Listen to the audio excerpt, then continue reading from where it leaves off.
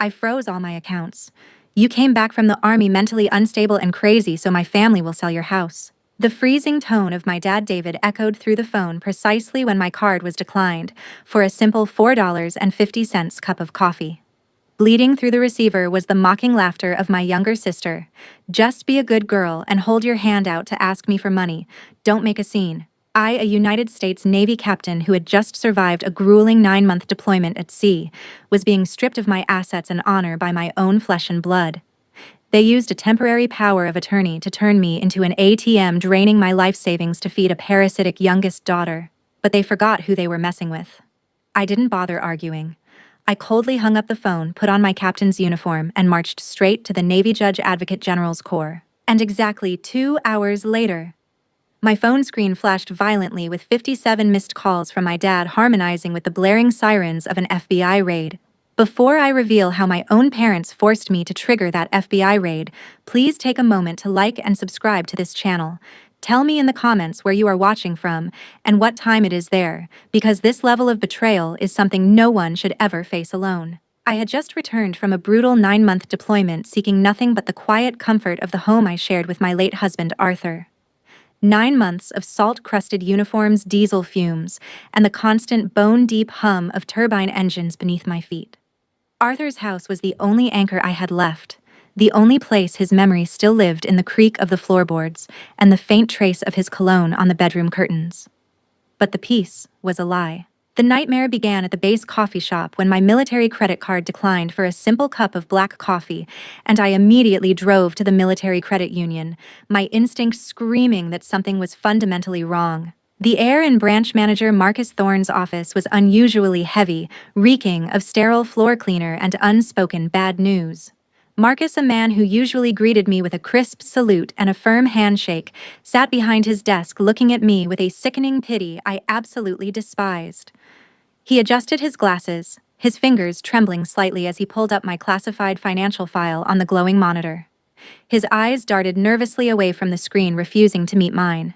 He cleared his throat twice before he could even begin to speak, and the sound was too loud in the suffocating silence of that small, sterile room. Captain Scott, your mailing address, bank statements, and all contact info were changed last week. Your entire salary and military benefits have been set to auto-forward into your sister Jessica's account. I did not blink. I did not shift my weight. I sat in that rigid leather chair and stared at the monitor, the words slowly carving a canyon of betrayal straight through my chest. 20 years of combat pay. Every hazardous duty bonus I had earned, dodging hostile fire in the Persian Gulf. Arthur's death benefits paid out because my husband came home in a box draped with stars and stripes. All of it, every single cent, rerouted to a 32-year-old woman who proudly called herself a startup entrepreneur, but spent her days sleeping until noon and draining every wallet within arm's reach. My jaw clenched so hard my teeth ached, but I kept my posture rigidly straight, locking my muscles in place. Auto-forwarded to my sister. A 32-year-old parasite who proudly called herself a startup entrepreneur, but had never turned a profit on a single venture in her entire pampered life. Before my brain could even begin to process the sheer audacity of the humiliation, Federal Agent Sarah Jenkins walked into the office, her stride purposeful, her expression unreadable. She placed a thick, red-stamped JAG dossier on the glass desk with a heavy thud that made the pen holder rattle, and Marcus flinch in his chair. She methodically explained that my dad and my mom had not just redirected my direct deposits. They had actively filed a permanent medical power of attorney extension with the county clerk's office 3 days after my deployment began, while I was already at sea and completely unreachable. I stared down at the stack of paperwork she pushed toward my side of the desk. In black and white ink, my parents legally claimed I was voluntarily surrendering my entire estate due to severe psychological instability brought on by combat-related trauma and complicated grief following the death of my spouse. They were legally erasing my sanity, aggressively weaponizing my demanding military service and Arthur's death as an excuse to officially label me crazy and strip away my autonomy. They attached a letter supposedly written by me begging them to take control because I could no longer function. I had never written that letter. I had never seen it before in my life. I picked up the primary document, my leather gloves creaking slightly under the pressure. The signature at the bottom of the page was a near-perfect replica of my own handwriting, a forgery so precise it had fooled the notary public and every clerk who processed it. A freezing, paralyzing chill ran down my spine. They were not just stealing my money, they were attempting to strip me of my citizenship rights, my military rank, and my basic human dignity. I aggressively forced my breathing into a tactical rhythm. Inhale for 4 seconds. Hold for 4. Exhale for 4. Hold for 4. Panic was exactly what they needed on record to prove their fabricated PTSD claim to the federal government.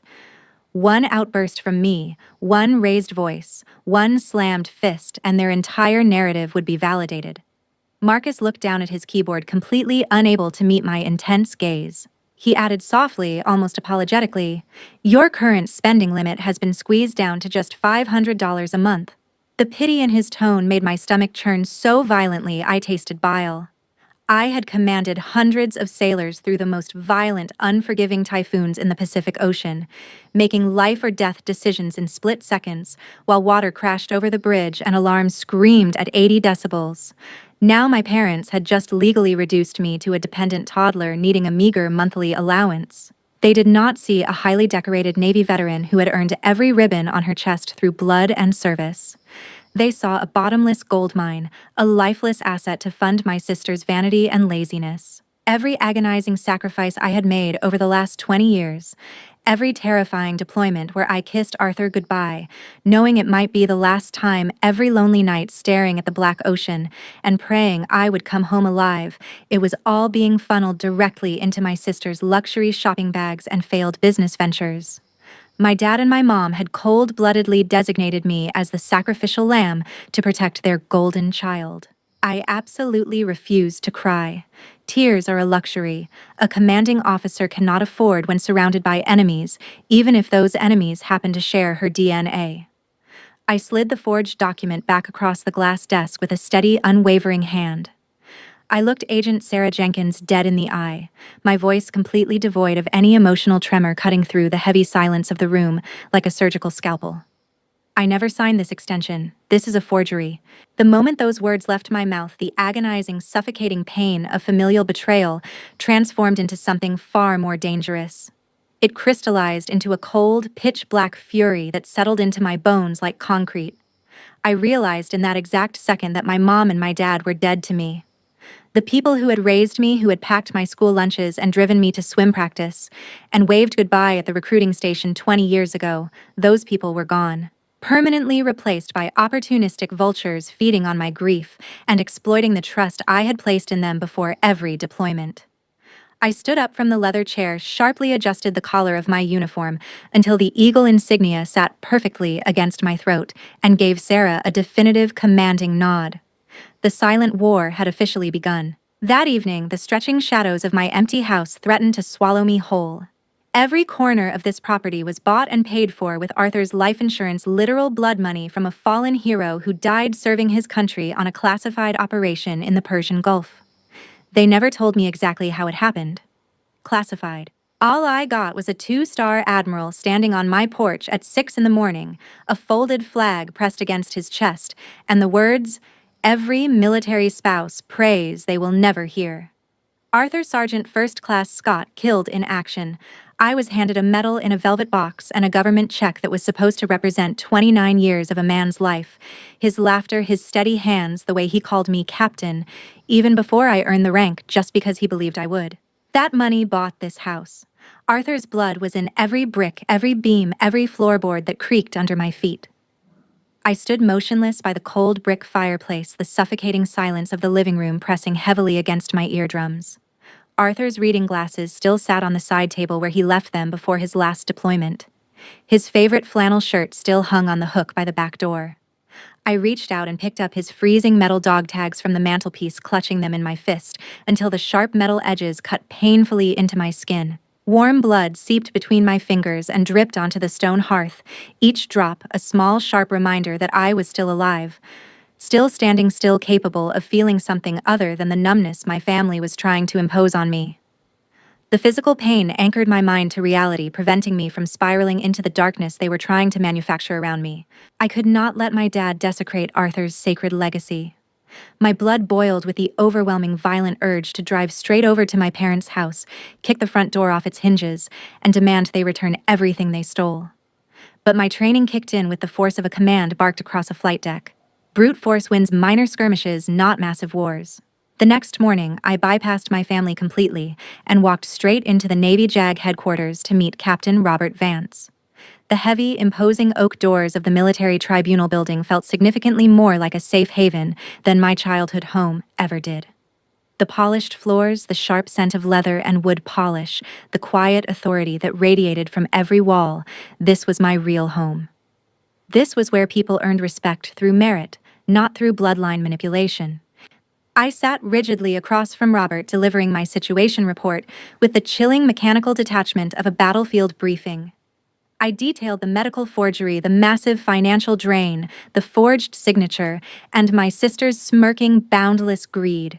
Robert did not offer empty condolences or patronizing pity. He simply tapped his silver pen rhythmically against the polished mahogany desk, a cold, calculating smile creeping onto his weathered, scarred face. He was a legal sniper, a man who dismantled careers and criminal empires for a living, and he had just been handed a target-rich environment. He leaned forward, resting his elbows on the desk, locking his piercing eyes directly onto mine. He knew exactly what my combat instincts were screaming at me to do, to attack, to confront, to burn their lies to the ground. And he was there to systematically countermand those instincts with a superior strategy. The enemy is most careless when they think their prey is already broken. Teresa. He murmured, his voice laced with absolute lethal precision. I leaned forward in my chair, the tactical commander inside me aggressively demanding immediate decisive action. I wanted to freeze the bank accounts this very second, lock them out of the estate, and arrest them for federal fraud before sundown. But Robert immediately raised a hand, stopping me dead in my tracks. His scarred fingers were steady, his expression carved from granite. Do not confront them. Any anger from you right now will be used as evidence to solidify their claim that you have PTSD and are out of control. He leaned in closer, dropping his voice to a dangerous conspiratorial whisper that barely carried across the mahogany desk. Let them keep draining it. We need them to leave enough of a trail to build an ironclad system of evidence that cannot be denied.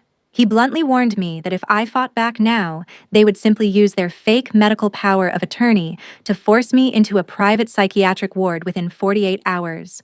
They would eagerly strip my military rank, destroy my dignity, and permanently take my freedom. The court would side with the concerned parents of a supposedly unstable veteran. I had to let them think they were winning. I had to let the noose they were tying around my neck become the noose around their own. The brilliant, agonizing cruelty of his strategy washed over me like ice water. If I fought back now, I was a crazy, unhinged veteran having a violent episode, exactly what they claimed on paper. If I played dead, they would inevitably hang themselves with their own insatiable, arrogant greed. Every dollar they stole was another count on a federal indictment. Every forged document was another year in a federal penitentiary. Robert slid a small, encrypted recording device across the desk toward me. He wanted me to capture every conversation, every lie, every patronizing word my family spoke in my presence. He wanted timestamps, locations, and context.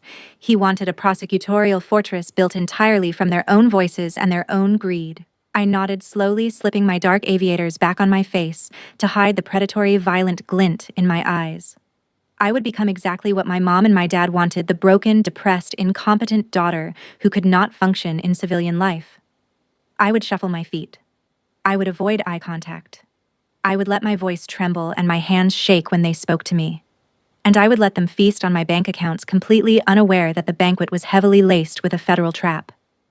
I stood up, offering Robert a sharp, perfectly executed salute. He returned it with the gravity of a man sending a soldier deep behind enemy lines. I was no longer a victim weeping over stolen money in the dark. I was a commander setting a massive, invisible ambush for my own family. For the next 3 weeks, I forced myself to live inside a suffocating, sickeningly sweet stage play, orchestrated by the people who were supposed to love me. My dad would frequently sit on my front porch, comfortably sipping my expensive scotch, the bottle he took from my liquor cabinet without asking, wearing his perfectly practiced mask of deep paternal concern. He would pat my shoulder with feigned warmth that made my skin crawl beneath my cotton shirt. Daughter, You've sacrificed so much. Just rest. Let the family handle the finances. You're vulnerable. It's easy to get scammed out there. He would say, his voice thick with manufactured tenderness, while his eyes calculated the market value of my living room furniture. Meanwhile, my mom would bring over heavy Tupperware containers of homemade chicken soup, rubbing my back with fake sympathy, while her eyes secretly monitored my incoming mail stacked on the kitchen counter. She was looking for bank statements she thought she might have missed any account she had not yet drained. Under the dining table, my thumb actively traced the record button on my concealed phone, capturing every toxic, patronizing word they spoke in crystal clear digital audio. I flawlessly played the broken soldier, swallowing my intense disgust every single time my mom kissed my forehead with those lying lips, the same lips that had told the notary I was mentally incompetent. I executed my part without a single crack in the facade. I slouched my shoulders, avoided direct eye contact, and acted completely terrified of the outside world. One afternoon, I deliberately tested their control. I timidly asked for $800 of my own money to fix the failing transmission on my old Jeep. My sister scoffed instantly, rolling her eyes in exaggerated annoyance as she scrolled through her brand new smartphone bought entirely with my military salary. She barely looked up from her screen. "Teresa, you're unstable. Driving right now is too dangerous. It's best if you stay home. Let me invest that money into my new project, and when it profits, I'll buy you a new car." Her new project. The fourth failed venture this year alone. The last three had been an online boutique, with unsold inventory still rotting in cardboard boxes in her garage, a consulting firm with 0 clients, and a website that had never been updated past the landing page, and a cryptocurrency scheme that evaporated in 2 weeks, along with $6,000 of my money. My mom and my dad nodded in immediate unison, loudly praising her supposed financial wisdom as though she were a Wall Street prodigy instead of a 32-year-old parasite who had never earned an honest dollar in her life. I kept my head bowed, staring blankly at the hardwood floor, playing the defeated sibling. But beneath the table, my hands clenched into fists so violently tight that my fingernails dug deep into my flesh, drawing warm beads of blood that dripped silently onto my jeans. The true bottomless depth of their depravity hit me exactly 3 days later. My phone buzzed in the dead silence of the afternoon. It was Thomas Riley, a retired Marine and owner of the local marina, a man who had served alongside Arthur before his final deployment. His voice was grim, completely devoid of his usual pleasantries.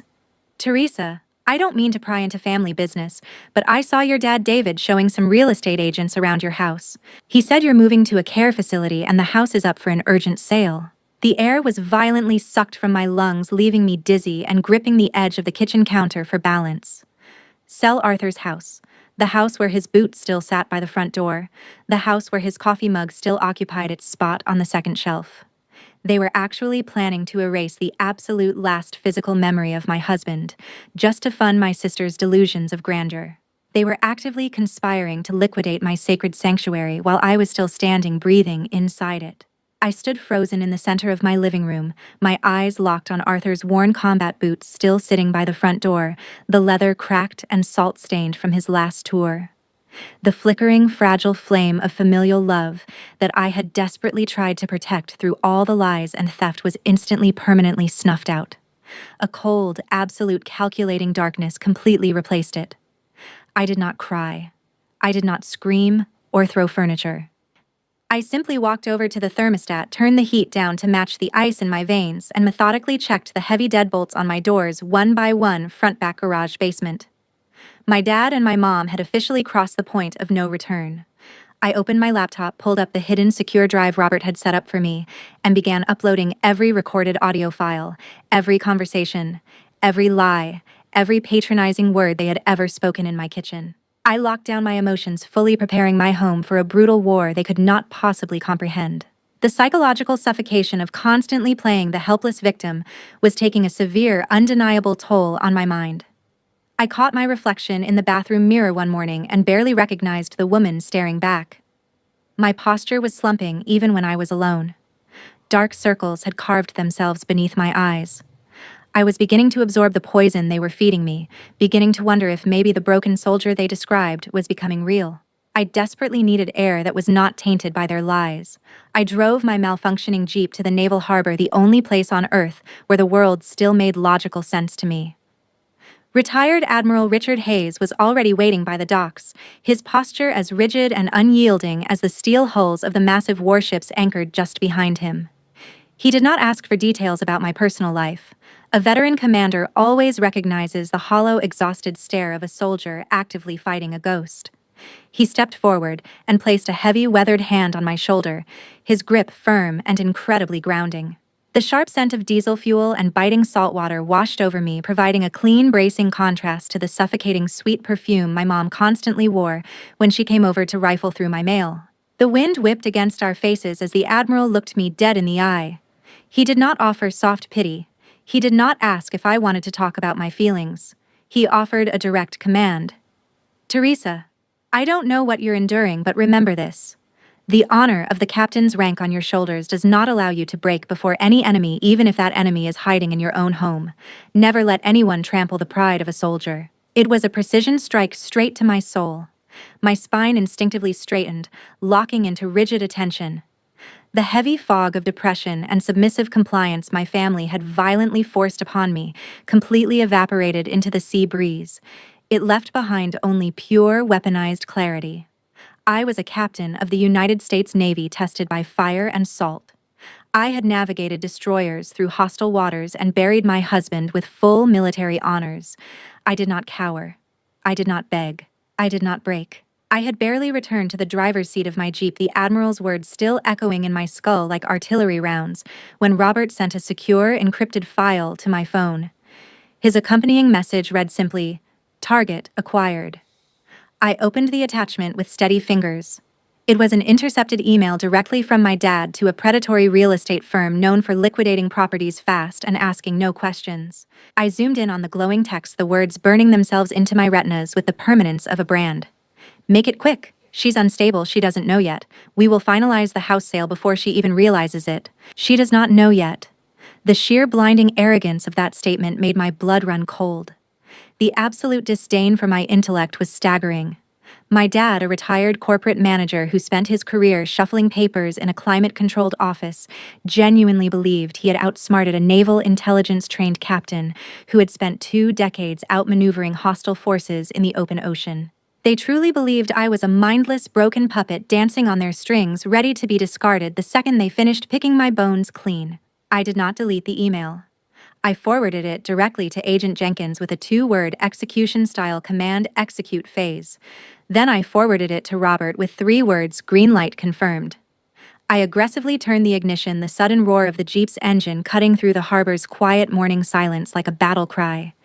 The engine that my sister had refused to let me fix with my own money now carried me toward their total destruction. I was entirely done living in the past, completely done playing the submissive victim in their twisted, pathetic family drama.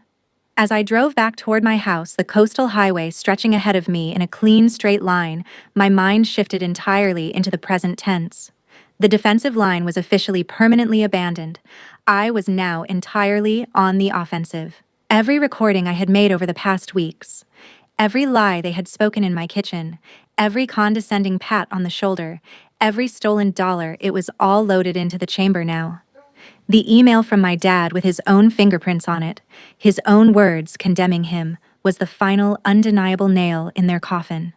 I gripped the steering wheel, my knuckles stark white, coldly mapping out the exact coordinates of their impending destruction.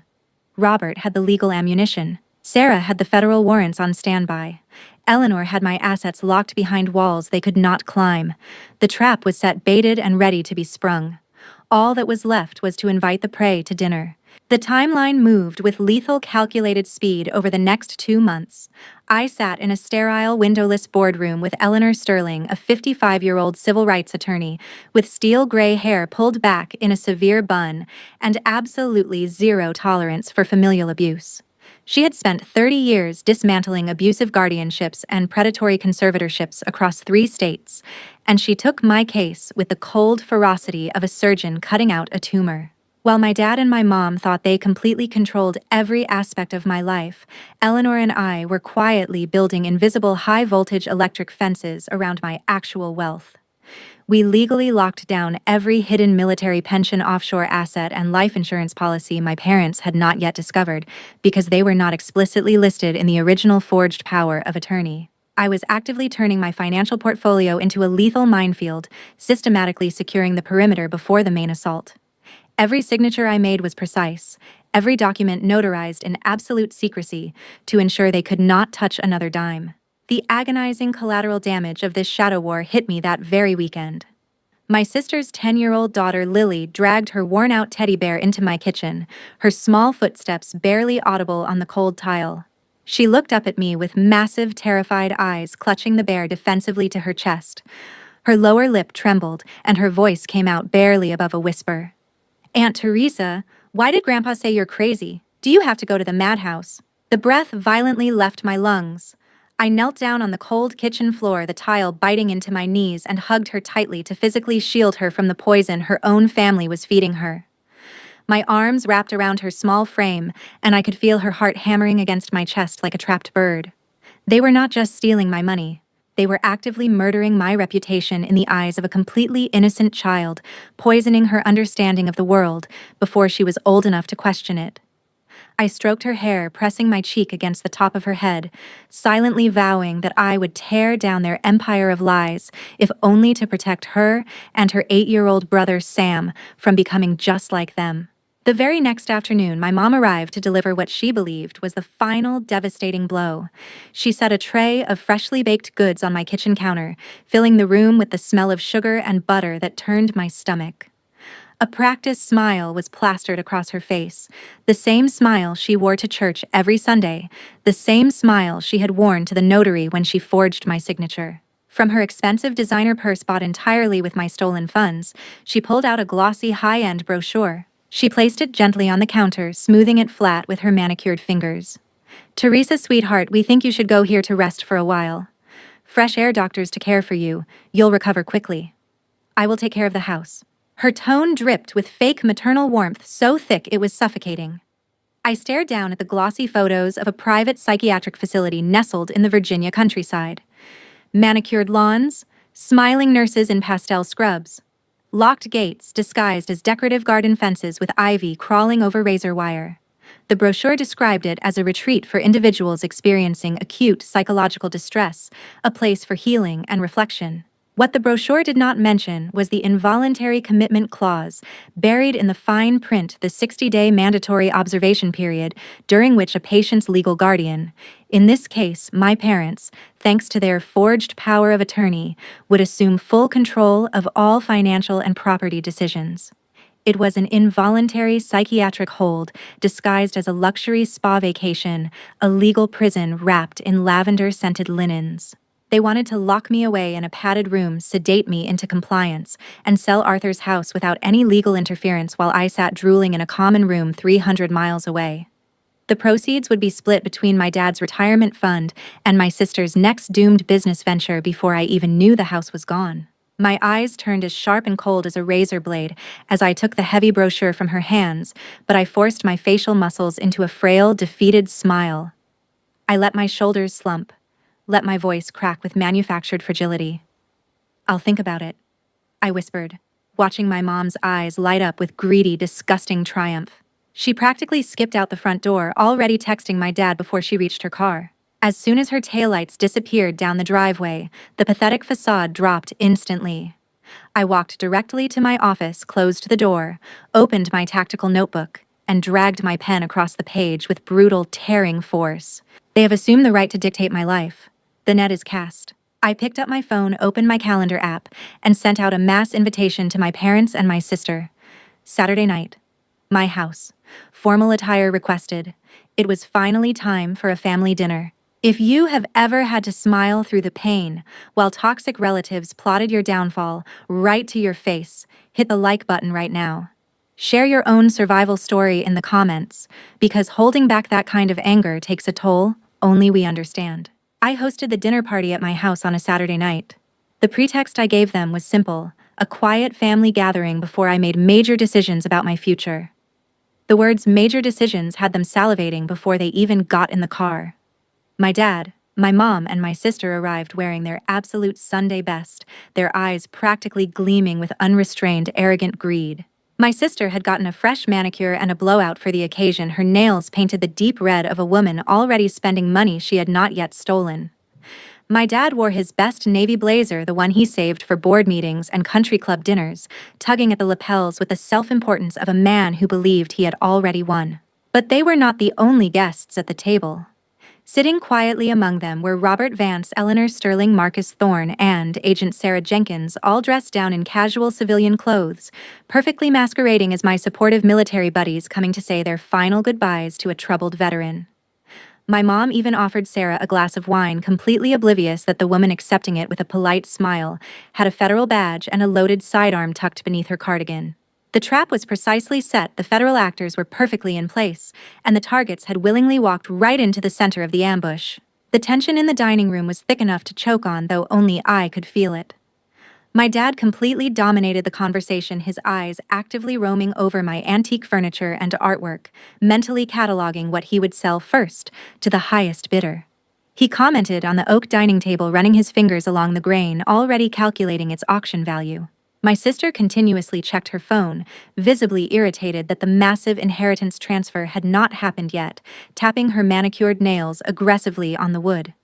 My mom bustled around, pouring expensive wine from a bottle she had purchased with my stolen salary, eagerly playing the gracious hostess in a house she planned to sell out from under me by Monday morning. I sat perfectly still at the head of the table, the same seat Arthur used to occupy every Thanksgiving before he was deployed for the last time. I wore a sharp, tailored black dress that intentionally mirrored the strict lines of a military dress uniform. My posture utterly unbroken, my hands resting flat on the oak surface. The seat at the head of my table in my house, bought with my dead husband's blood. I watched them feast on food I paid for, drink wine, bought with my money, and plan the final dismantling of my entire life without a single shred of remorse. My sister even had the audacity to complain that the lamb was overcooked, pushing her plate away with an exaggerated sigh while sitting in a chair that belonged to the man whose death funded her manicures. As the main course was cleared away, my dad could not contain his arrogant triumph any longer. He stood up, tapping his silver spoon against his crystal wine glass, forcing the entire room into a self-congratulatory silence. He looked down at me with a sickeningly benevolent smile, perfectly masking his absolute malice. He cleared his throat with the theatrical gravity of a man delivering a corporate keynote. "Teresa, daughter, I'm so glad you've realized the family always wants what's best for you. You finally understand that letting the family manage everything is the safest and most correct choice, right?" The silence that followed his speech was deafening. Every undercover federal agent at the table subtly shifted their weight, their eyes locking onto me, waiting for my absolute command. Robert's hand moved imperceptibly toward the inside pocket of his jacket. Sarah's posture shifted from relaxed civilian to coiled federal agent in the span of a single heartbeat. I did not break eye contact with my dad. I slowly, deliberately picked up my water glass, letting the ice clink loudly against the rim in the suffocating quiet. I took a slow, calculated sip, the cold water sliding down my throat, and then I slammed the heavy glass back onto the oak table with a sharp, violent crack that made my sister physically jump in her seat, her phone clattering out of her hands. The temperature in the room plummeted to absolute zero. I stared directly through my dad's victorious facade, my voice echoing with the unyielding authority of a commanding officer issuing a death sentence. "You're right. Family is the best manager, if it were an actual family." The sickeningly smug grin on my dad's face vanished instantly, replaced by a violent twitch of utter confusion.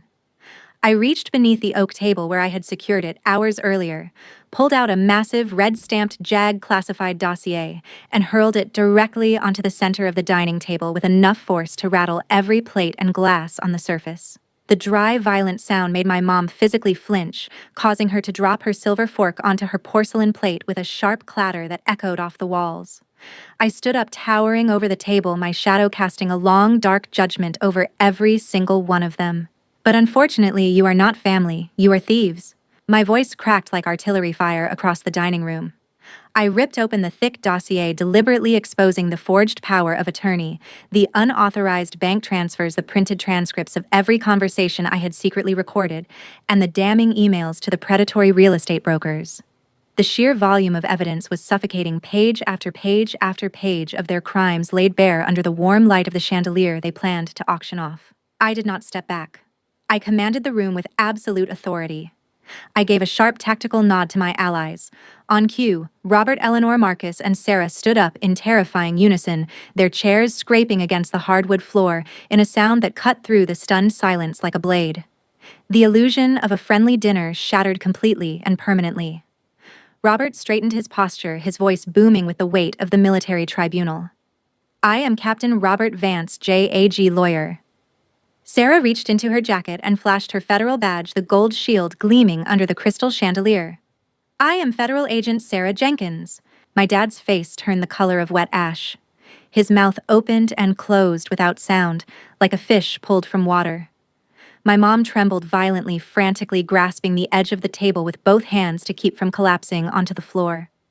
I stared down at them, watching their false, arrogant empire of control instantly crumble under the crushing weight of federal authority. But the real devastation had not landed yet. I turned my icy gaze to my sister, who was frantically looking around the room for an exit that did not exist. Her freshly manicured hands gripping the edge of her chair so hard, the red polish cracked against the wood. Agent Jenkins stepped forward with the deliberate, measured stride of a predator, pulling a secondary, thicker file from her jacket and tossing it directly into my sister's lap. Sarah's tone was razor-sharp, each word delivered with the precision of a scalpel. "However, Mr. and Mrs. Scott, do you know what your precious daughter has done? Jessica Scott secretly stole Captain Teresa's platinum military credit card information to rack up fraudulent debt, borrowing tens of thousands of dollars to fund her lavish partying. And she forged your exact signatures to legitimize those debts." The absolute magnitude of the betrayal echoed in the silence that followed. For 3 full seconds, nobody breathed. The oxygen violently left the room. My dad and my mom turned slowly, mechanically, like two people who had just heard a gunshot and were trying to locate the source of the wound. They stared in absolute paralyzed horror at their golden child, their precious youngest daughter, the baby they had coddled and protected and funded and worshipped at the expense of their eldest daughter's sanity, dignity, and financial independence. The child for whom they had committed federal crimes, forged documents, and attempted to institutionalize a decorated military officer. My sister backed away from the table, knocking her heavy dining chair over with a crash that split the silence like a breaking bone. She stammered incomprehensible, pathetic excuses, her face completely drained of blood, her manicured hands clutching at air. She had not just leeched off me. She had actively framed our own parents for massive federal fraud, forging their signatures on loan documents and credit applications they never saw, burying them under mountains of debt they did not even know existed. Every penny they stole from me, she stole twice over from them. The entire evil alliance imploded in a matter of seconds, destroyed not by me, not by the federal government, but by their own festering, bottomless greed eating itself alive from the inside out. I stepped forward, radiating absolute, uncompromising authority. I delivered the final words, looking my parents dead in the eye, making sure they would hear these words in their nightmares for the rest of their lives. "I am not crazy. There is no psychological trauma. You are the federal criminals." The room was plunged into a suffocating, panicked silence that pressed down on everyone like a physical weight. My dad collapsed heavily into his chair, gasping for air, utterly broken by the horrific realization of his impending federal ruin, the bankruptcy, the criminal record, the complete destruction of every shred of social standing he had spent 68 years building. But my mom, desperately clinging to her lifetime of delusional denial, burst into hysterical, heaving tears. She reached out across the table, her manicured fingers trembling as she tried to grab my hand, completely ignoring the federal agent standing right next to her as if they were invisible. Her voice cracked with practiced manipulative desperation. "Teresa, I just wanted to help Jessica start her business. You're the older sister, you have plenty of money you have to yield to your sibling." The sheer, unadulterated audacity of her words made my stomach violently churn. Even while staring down decades of federal prison time, even with a JAG lawyer and an FBI agent flanking her daughter, she genuinely believed I existed solely to be sacrificed on the altar of her youngest child. That was her core truth exposed at last. I was never her daughter. I was her offering. I aggressively ripped my hand away from her toxic grasp. I turned my back on her pathetic sobbing and walked slowly, deliberately to the oak display cabinet in the corner of the room, each footstep echoing on the hardwood like a drumbeat counting down to a verdict. I retrieved a heavy wooden box that held the most sacred items I owned, items that represented a sacrifice none of them could ever comprehend. Arthur had earned these medals on a mission none of them would ever know about, in a country none of them could find on a map, protecting a freedom all of them took for granted. He left our home on a Tuesday morning, kissed me at the door, told me he would be back in 6 weeks, and came home in a metal box 83 days later. Returning to the table, I opened the lid. The velvet lining was faded now, worn from the hundreds of times I had opened this box in the dark hours of the night, just to hold something that still carried his weight. I pulled out Arthur's Purple Heart and his final Medal of Honor. The cold metal pressed into my palm with the gravity of a life given in service to a nation that included these ungrateful parasites sitting at my table. I slammed the heavy metals onto the wood right in front of my dad. The sound was deafening, a thunderclap of judgment that silenced even my mother's sobbing and made the silverware jump on the tablecloth. I leaned over him close enough to see the broken blood vessels in his eyes, my own eyes burning with a righteous, blinding hatred refined by 20 years of military discipline. The assets you are trying to tear apart, the house you are planning to sell, were bought with his blood and his life. My dad stared at the metals, his entire body convulsing as the horrific reality of his actions finally crushed him with its full, merciless weight. The Purple Heart gleamed under the chandelier, the gold and purple catching the light with a beauty that was almost cruel. Arthur bled for that medal. Arthur died alone on foreign soil for that medal, while this man sat in his air-conditioned living room, watching football and plotting how to steal the insurance money that came with the coffin. My dad hid his face in his trembling hands, sobbing uncontrollably, his shoulders heaving with the force of a man confronted with the full, undeniable scope of his own depravity. He had not just stolen from his daughter. He had actively desecrated the sacrifice of a fallen American hero, a man who gave everything so that civilians like my dad could live freely just to coddle a lazy, parasitic youngest daughter who had never sacrificed a single thing in her entire pampered life. I leaned in closer, my voice dropping to a freezing whisper that cut straight to their marrow, a whisper so quiet and so devastating that every person in that room stopped breathing to hear it. Since when is a soldier's pride cheaper than my sister's laziness? Since when did bloodlines become a legal excuse for robbery? I did not wait for an answer. I did not want one. I looked at their pathetic, frantic tears, feeling absolutely nothing but cold, clinical disgust.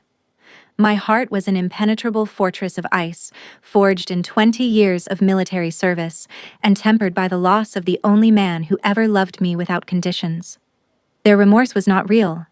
They were not crying for what they did to me or to Arthur's memory.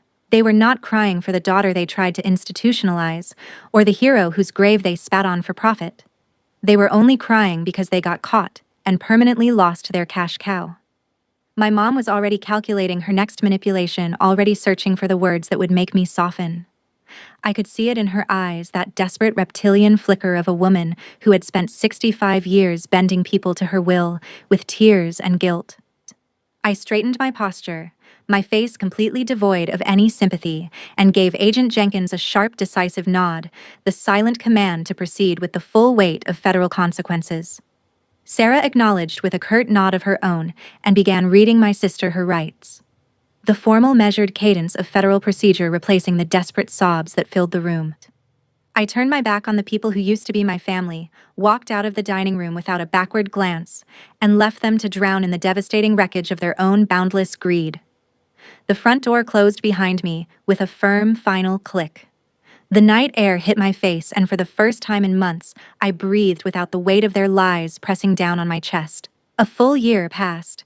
The violent storm had completely settled, leaving behind a permanent ironclad new world order.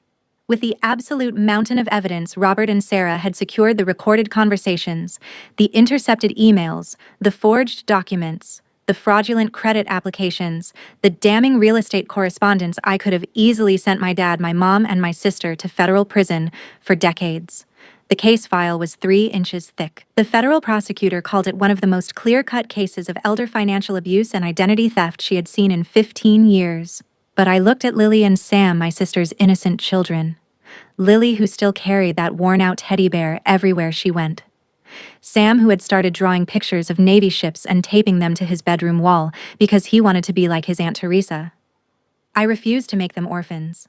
I refused to let 2 more children be destroyed by the greed and selfishness of the adults who were supposed to protect them. A commander's mercy, however, always comes with brutal, unyielding discipline. I did not press criminal charges, but I had Eleanor establish an unbreakable legal trust, locked behind 7 layers of legal protection that no court in the country could dissolve. I transferred every single asset I owned into it, every penny, every property, every investment, every military pension payment for the rest of my natural life. If I die, every cent goes immediately to veterans' charities and a scholarship fund for military families. My family will never see a single dime of my money again, not in this life or any other. I also established a separate private education fund for Lily and Sam, accessible only when they turned 18, controlled by Eleanor and completely invisible to their mother. The children would have a future. Their mother would have nothing. My sister's endless allowance was permanently severed. No more designer purses, no more fresh manicures, no more sleeping until noon and calling it entrepreneurship. The so-called startup genius was violently forced into reality, taking a grueling minimum-wage waitressing job at a highway diner on Route 17, just to keep the feds off her back and put food on the table for her kids. I heard through Thomas Riley at the marina that she worked the early shift 5 in the morning until 2 in the afternoon, her cracked cuticles and dishwater hands a permanent reminder of the lifestyle she had destroyed with her own bottomless greed. Her brand new smartphone was gone, replaced by a prepaid flip phone. Her luxury car was repossessed within the first month, and my parents, in their twilight years, instead of enjoying the luxury retirement they tried to steal from me, were forced to take brutal, humiliating shifts, bagging groceries at the base commissary and mopping floors at the community center just to stay afloat.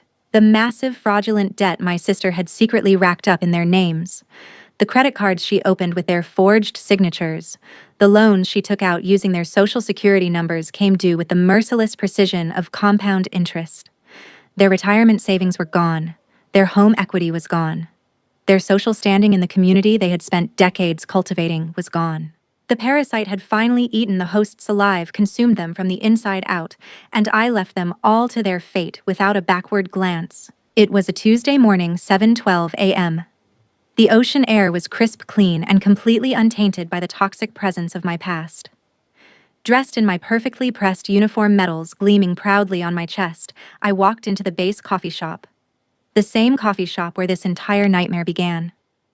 I smiled at the cashier, the same young sailor who had witnessed my humiliation a year ago, and ordered my $4.50 black coffee. I reached into my pocket, pulled out my card, and swiped it across the reader. A soft beep echoed through the quiet shop. Approved. No declines, no humiliation, no pity in the cashier's eyes, only a crisp salute and a warm smile. Only the quiet, undeniable power of total financial autonomy and completely reclaimed honor. As I walked out into the bright morning sunlight, coffee in hand, the warmth of the cup steady against my palm, I saw him. My dad, wearing a faded, stained janitorial uniform 2 sizes too large for his shrinking frame, sweeping the sidewalk across the street from the base entrance. His navy blazer was gone. His country club membership was gone. His corporate handshake and boardroom swagger were gone. He was 69 years old, pushing a broom on a public sidewalk, a convicted financial abuser reduced to sweeping the dust off the same streets his daughter's Navy base looked down upon. He looked up from his broom, and our eyes met across 20 yards of pavement. His gaze was filled with bottomless regret and absolute reverence, the look of a man who finally understood too late the true cost of what he had destroyed. Not just the money, not just the legal standing. He had destroyed the one daughter who would have taken care of him in his old age, who would have driven him to doctor's appointments and sat by his bed when the time came. He traded that daughter for a parasite who was now too busy waitressing at a highway diner to answer his calls. But his feet remained planted on his side of the street. He did not dare cross. He knew the boundary was permanent, carved in federal ink, and reinforced with military steel, and the memory of a dead hero whose grave he had desecrated for profit. I did not smile. I did not wave. I gave him a curt military nod of acknowledgement, the same nod I would give a stranger, turned my back, and walked toward the docks, leaving him entirely in my shadow. Bloodline is never an immunity card for exploitation. Love without respect is just manipulation. If you agree that true respect sometimes means walking away and letting toxic relatives face their own karma, hit that like button and subscribe right now. Let me know in the comments how you found the courage to enforce your own boundaries, because your story might be exactly what someone else needs to hear today.